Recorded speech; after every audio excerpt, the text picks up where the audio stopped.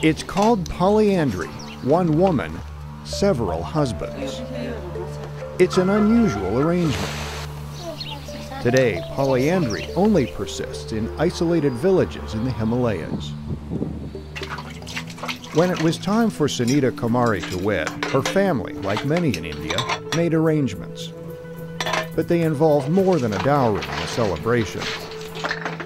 Sunita has not one husband, not two husbands, but three, all brothers.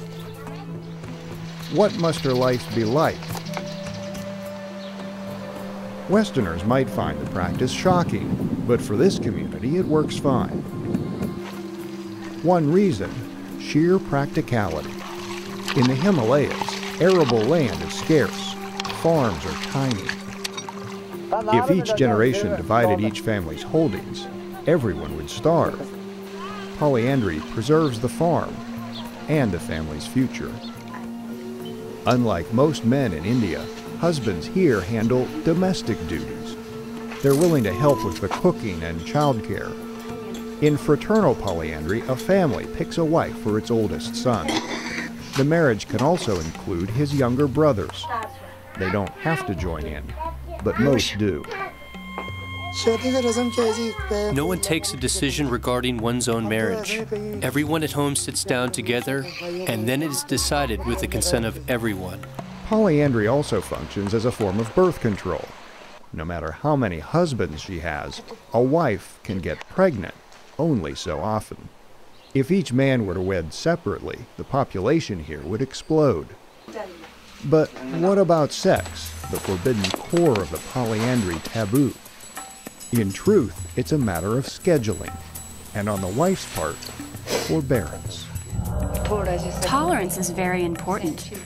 The wife has to understand everything. The older brother's nature, the younger brother's nature.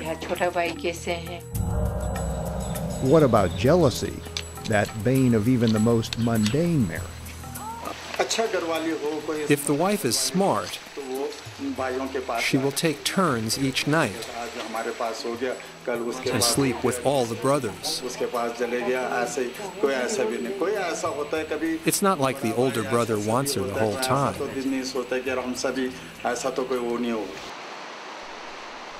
Until recently, no one here much cared what the outside world thought. Isolation had preserved a way of life that had withered everywhere else. But a road now links the region to distant cities. And on roofs, once decorated only with prayer flags, satellite dishes sprout. This village has entered the modern world, whose images of romance stand in sharp contrast to polyandry. But polyandry here faces a bigger threat: education. As more people are becoming more educated, we are also practicing family planning. If a father has only one son, there will be no question about the land. Therefore, common marriages will come to an end. In 2, perhaps 3 generations, polyandry may vanish here.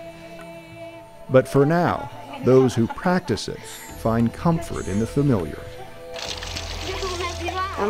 I myself feel that common marriage is very good. I feel like everyone should live like our family.